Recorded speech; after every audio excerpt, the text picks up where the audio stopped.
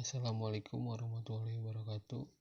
Perkenalkan, nama saya Muhammad Arabi Rizky Anggotasan, Program Studi Sistem Informasi, NIM 182103002. Di sini saya akan mempresentasikan tugas besar saya, yaitu analisis dan perancangan tata kelola teknologi informasi BUMN pada proses monitor dan evaluasi pengendalian internal serta pengelolaan compliance external regulation menggunakan COVID 2019. Studi kasus PT Nindya Karya Persero. Latar belakang dalam penelitian ini, COVID 2019 Governance and Management Objective menjadi pedoman dalam analisis manajemen pemenuhan untuk melakukan pendekatan terhadap tata kelola perusahaan, manajemen risiko, serta kepatuhan terhadap budaya dan aturan yang ada. Kegiatan ini dilakukan untuk menghindari konflik, menutupi kekurangan, serta ketidaksesuaian sistem. Pada dasarnya ialah membantu organisasi atau instansi dalam beroperasi dari temuan yang dapat menjadi peluang untuk meningkatkan kinerja sistem yang ada dalam instansi.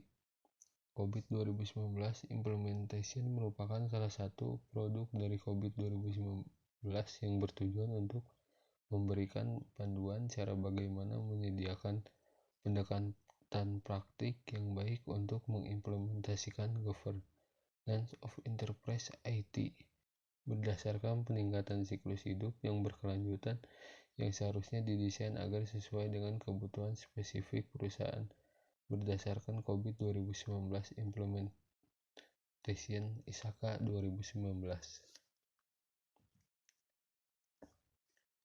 Adapun visi misi PT Nindya Karya, yaitu visinya menjadi perusahaan konstruksi dan investasi terkemuka berbasis excellent engineering di Asia Tenggara.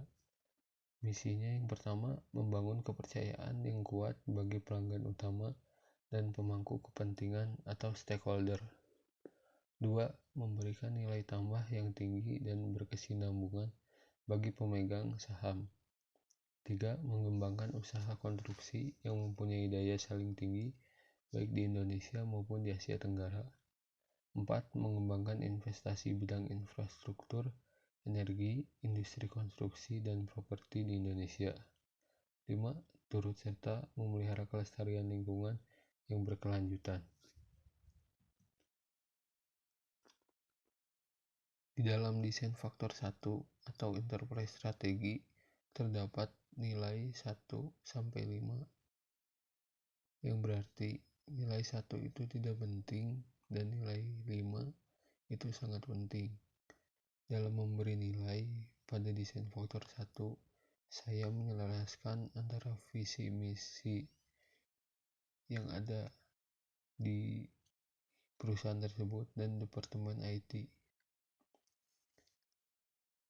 Terlihat terdapat 4 value, yaitu growth yang bernilai 4, innovation yang bernilai 5, cost leadership yang bernilai 2, yang terakhir yaitu client service atau stability yang bernilai 5. Desain faktor 2 atau enterprise goal terdapat 13 value. Kemudian ada desain faktor 3 atau risk profile. Impact yang berarti akibat dari resiko, contohnya seperti software adoption usage problem. Semakin tinggi nilai impact, maka semakin tinggi akibat dari resiko tersebut.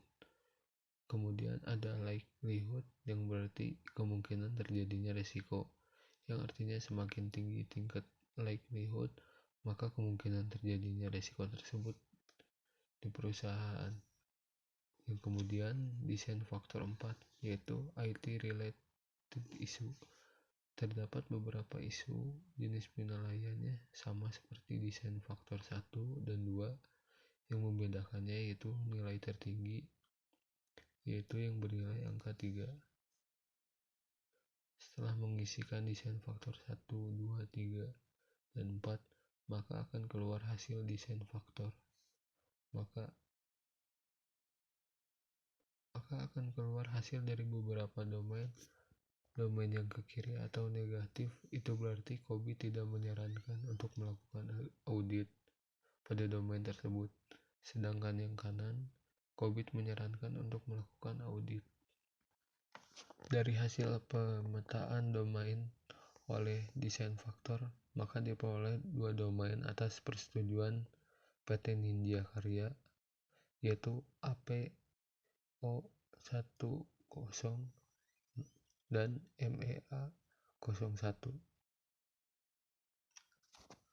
Pengumpulan data itu prioritas 1. Fokus beberapa role pada struktur masih dijalankan oleh orang yang sama, tipenya BPP, yang artinya Business Pain Point. Yang kedua, belum adanya fungsi yang berperan dalam monitor dan evaluasi pengendalian internal TI, tipenya ITP IT Pain Point. Kedua, analisis peneliti berdasarkan wawancara dan dokumen PT Nindya Karya. Prioritas 1. Proses penanganan insiden belum sepenuhnya mengikuti prosedur yang ada. User terkadang langsung menghubungi pihak ketiga tanpa melibatkan fungsi terkait. Tipenya ITP IT Pain Point.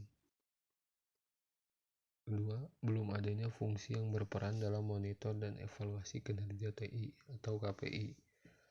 Tipe ITP IT Pain Point.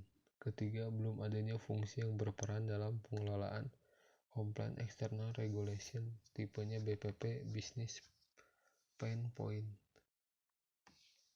Hasil wawancara dengan pihak PT Nindya Karya. Nomor 1, IT Pain Point, belum adanya fungsi yang berperan dalam monitor dan evaluasi pengendalian internal. Kedua, proses penanganan insiden belum sepenuhnya mengikuti prosedur yang ada. User terkadang langsung menghubungi pihak ketiga tanpa melibatkan fungsi terkait. Ketiga, belum adanya fungsi yang berperan dalam monitor dan evaluasi kinerja TI. Business Pain Point. Yang pertama, beberapa role pada struktur masih dijalankan oleh orang yang sama. Kedua, belum adanya fungsi yang berperan dalam pengelolaan Compliance External Regulation. PT Nindya Karya merekomendasikan level kapabilitas perusahaan harus berada di level 3 untuk setiap domain. Level tata kelola TI terdapat level 0 hingga 5. Di PT Nindya Karya merekomendasikan level kapabilitas perusahaan berada di level 3 untuk setiap domainnya. Temuan kesenjangan MEA0103 mengumpulkan dan memproses data kinerja dan kesesuaian data. Kesenjangannya belum menyelaraskan gabungan data kinerja dengan pendekatan sasaran pelaporan perusahaan, dan belum terdapat perangkat dan sistem yang mendukung pemrosesan analisis data. Identifikasi resiko. Temuan belum menjelaskan gabungan data kinerja dengan pendekatan dan sasaran pelaporan perusahaan. Ancaman kinerja departemen tidak tercapai. Yang kedua, belum terdapat perangkat dan sistem yang mendukung pemrosesan analisis data. Ancamannya itu kesalahan penentuan tindakan dalam pengambilan keputusan. Identifikasi resiko. Mengumpulkan dan memproses data kinerja dan kesesuaian data. Temuan masalahnya belum menjelaskan gabungan data kinerja dengan pendekatan dan sasaran pelaporan perusahaan. Deskripsi solusi membuat template kinerja gabungan. Proses domain MEA0103 menggunakan perangkat atau media dan sistem yang cocok untuk pemrosesan analisis data. Belum terdapat perangkat dan sistem yang mendukung pemrosesan analisis data. Solusinya itu memilih tools yang akan diimplementasikan terkait pemrosesan analisis data. Ancaman kinerja departemen tidak tercapai. Tingkat kejadian yang bernilai 2. Tingkat dampak terdiri dari 2, yaitu layanan proyek TI yang bernilai 2. Untuk layanan proyek TI 1, total dampaknya 1,5. Ancaman kesalahan penentuan tindakan dalam pengambilan keputusan. Tingkat kejadian 3. Layanannya itu 2, proyek TI 1 dan total dampaknya 1,5. Evaluasi resiko. Yang pertama, ancaman kinerja departemen tidak tercapai. Tingkat kejadian 2, layanan 2, proyek TI 1, total dampak 1,5, skor risiko 3 dan tingkat risiko yaitu medium. Kedua, kesalahan penentuan tindakan dalam pengambilan keputusan. Tingkat kejadian 3, layanannya 2, proyek TI 1, total dampak 1,5, skor risiko 4,5. Tingkat resikonya yaitu medium. Jadi dapat disimpulkan bahwa pada domain APO10 layanan pihak ketiga sudah terpenuhi sesuai dengan COVID 2019, sedangkan domain MEA01 memerlukan rekomendasi untuk referensi perusahaan. Hanya pada proses MEA01 yang membahas monitor dan evaluasi kinerja TI agar lebih baik untuk kedepannya bagi PT Ninja Karya. Terima kasih presentasi dari saya. Mohon maaf apabila ada kesalahan. Wassalamualaikum warahmatullahi wabarakatuh.